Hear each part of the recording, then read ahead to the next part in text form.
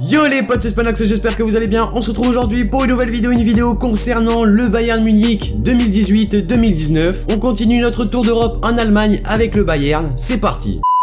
Je suis violent comme sud de l'Italie, mafieux comme les Trapattoni. C'est Fico de la paix, j'ai compté du pif, j'avais pas lire.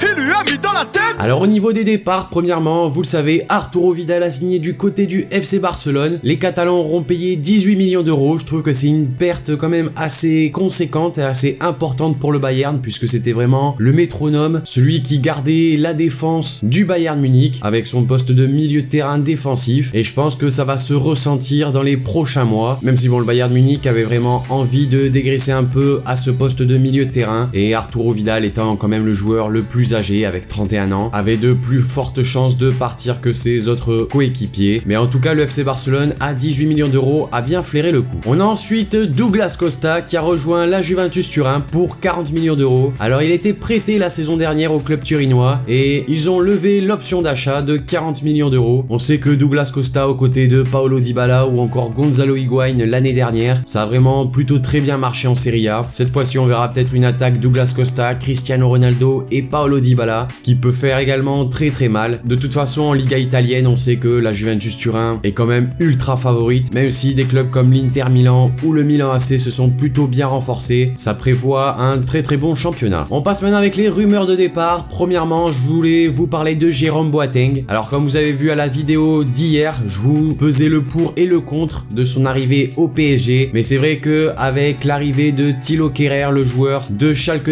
04, son arrivée paraît très peu probable, même si le joueur a vraiment affirmé qu'il souhaitait rejoindre le club de la capitale. En tout cas, le PSG paiera un petit peu moins pour un joueur moins expérimenté que Boateng, mais cette piste-là paraît assez compliquée. Je pense qu'il fera partie du Bayern 2018-2019. Alors cette fois-ci, on va passer avec une rumeur qui me tient un petit peu à cœur, on va dire, c'est Thiago Alcantara qui pourrait signer du côté du Real Madrid. Alors c'est une rumeur qui me plaît pas forcément beaucoup, puisque forcément, comme vous le savez, Thiago Alcantara, c'est un joueur qui est formé au Barça. Il est passé par le Barça pendant de très nombreuses années. Il a ensuite quitté le club pour le Bayern, où on peut dire qu'il est quand même un cadre de l'équipe. D'ailleurs, pour le match de la Super Coupe d'Allemagne contre Francfort, il avait notamment marqué un but. Mais c'est vrai qu'on parlait ces derniers temps de rumeurs du côté du Real Madrid qui a perdu Kovacic et qui pouvait perdre Luka Modric. Donc maintenant, on sait que c'est clos puisque ils l'ont payé plus et Modric reste. Mais visiblement, à ce que j'ai pu lire, il se serait mis d'accord avec le club du Real Madrid. Je pense que c'est quand même de fausses rumeurs. En tout cas, j'espère, parce que si on traitait de traître des joueurs comme Figo ou Ronaldo qui sont juste passés par le Barça, un joueur formé au club qui signe au Real Madrid, ça fait mal. On passe avec le latéral gauche espagnol Juan Bernat qui a pas mal d'offres sur le marché européen. On parle de clubs comme la Juventus Turin, voire même le PSG, deux clubs qui souhaitent se renforcer à ce poste-là. La Juventus, c'est vraiment si Alexandro quitte le club, et le PSG cherche toujours un latéral gauche, puisque Layvin Kurzawa apparemment c'est pas trop ça, même si on parle ces derniers jours de Danny Rose, le joueur de Tottenham, qui paraît peu probable dans le sens où Danny Rose appartient à Tottenham qui est un club anglais, et les clubs anglais ne peuvent plus recruter. Si Tottenham perd Danny Rose, on sait pas trop comment ils vont se démerder, mais en tout cas le club qui paraît être le plus probable pour Juan Bernat, c'est le Betis Séville qui recherche un latéral gauche, et le joueur ne serait pas contre un retour en Espagne. Et la dernière rumeur, c'est Sébastien Rudi. J'avais lu un petit communiqué de presse dans lequel Rummenigge, le président du Bayern Munich, disait que après le départ d'Arturo Vidal, il fallait toujours dégraisser à ce poste de milieu de terrain. Du coup j'ai regardé un peu les joueurs qu'ils avaient, et c'est vrai qu'il y a Renato Sanchez qui est revenu de près, mais apparemment il compte sur lui. Du coup le milieu de terrain qui devrait partir normalement, ce serait Sébastien Rudi. J'ai regardé les quelques pistes qu'il pourrait avoir. Il y a notamment le RB Leipzig qui est très intéressé par ce joueur là. On l'a pas vu énormément, il avait joué la Coupe du Monde avec l'Allemagne, il s'était cassé le nez d'ailleurs, mais c'est possible qu'il rejoigne le Leipzig dans les prochains jours. Les livraisons se font à vélo,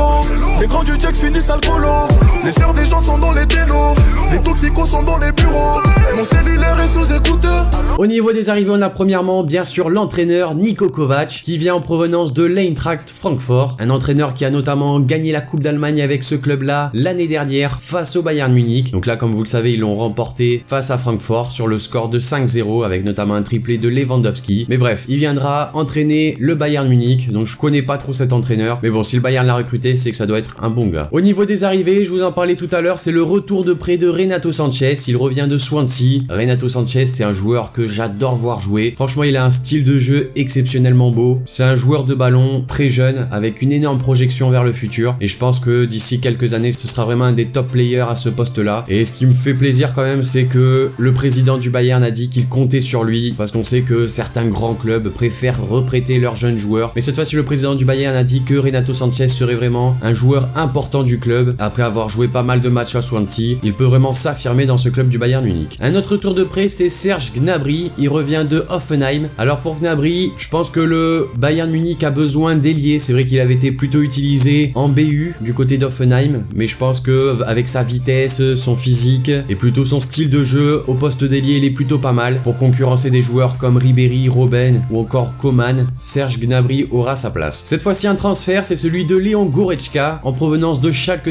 04. Alors c'est vrai que là, le Bayern a flairé un très bon coup, puisque Goretzka, c'était un joueur énormément envié sur le marché des transferts, puisqu'il était gratuit, et c'est le Bayern Munich qui a raflé la mise. Goretzka, c'est un bon joueur de ballon également. On a toujours eu un peu cette idée du Bayern Munich assez costaud, assez féroce, qui monte rapidement en attaque, sans faire du beau jeu. Mais c'est vrai que depuis le passage de Pep Guardiola, c'est une autre équipe qu'on peut voir maintenant, avec des joueurs comme Thiago Alcantara, des Leon Goretzka, des Renato Sanchez, qui sont des joueurs de ballon, qui peuvent facilement casser des lignes juste avec des passes, et ça fait plaisir à voir. Un autre transfert fait par le Bayern Munich, c'est Alphonso Davies. Le Bayern s'est du coup attaché les services d'un des jeunes footballeurs les plus suivis, après avoir trouvé un accord avec les Vancouver Whitecaps et la Major League Soccer pour signer Alphonso Davies, joueur de seulement 17 ans. On parle d'une somme aux alentours des 20 millions d'euros. Et pour le Canadien, né au Ghana, il rejoindra officiellement l'équipe le 1er janvier 2019. Son contrat court jusqu'au 30 juin 2023. Alors vous l'avez vu à la miniature de la vidéo, j'ai mis Benjamin Pavard. C'est vrai que ces derniers jours, on disait que le Bayern allait accélérer son incorporation au niveau de la première équipe, puisque comme vous le savez peut-être ou non, Benjamin Pavard se serait déjà mis d'accord avec le Bayern Munich pour la saison prochaine. Mais c'est vrai qu'avec ces rumeurs de Jérôme Boateng qui pouvait signer au PSG, le Bayern avait envie de le recruter plus tôt. Mais cette fois-ci, sachant que Boateng va probablement rester, Benjamin Pavard signera sûrement l'année prochaine. Ça reste à voir dans les prochains jours. Autre joueur, c'est Ivan Rakitic. Alors vraiment, j'avais envie de vous en parler parce que je vois un peu partout Ivan Rakitic au Bayern Munich, Ivan Rakitic même au PSG, voire à Monaco. Mais je pense que c'est des fausses rumeurs un peu comme celle de Thiago Alcantara. Enfin, en tout cas, j'espère. Ivan Rakitic est un joueur extrêmement important au FC Barcelone. Les dirigeants ne sont pas du tout enclins à le laisser partir. Après, c'est sûr que s'il y a l'arrivée d'un joueur comme Paul Pogba, ça pourrait être compliqué de garder Ivan Rakitic, mais pour le moment, c'est pas le cas. Malgré que l'entraîneur soit croate, Rakitic sera probablement encore joueur du FC Barcelone cette saison. Et également, comme Benjamin Pavard, vous avez vu Paulo Dybala. Alors, c'est un joueur énormément apprécié au sein du Bayern Munich. Et comme vous le savez, les joueurs comme Robben, également comme Ribéry, ça se fait vieux. Lewandowski n'est pas sûr de continuer la saison prochaine ou dans 2 ans. Et le joueur préféré par le président et par tous les dirigeants du Bayern Munich, c'est Paulo Dybala, qui ne serait pas contre une arrivée du côté du Bayern Munich, qui est quand même un mastodonte au niveau européen, voire même mondial. Donc forcément, ce sera pas pour ce mercato-là, mais pour l'année prochaine, un peu comme Benjamin Pavard. En 2019, s'il y a des gros départs, comme je vous ai dit, Robben, Ribéry, voire même Lewandowski, le Bayern mettra une grosse somme pour attirer Paulo Dybala.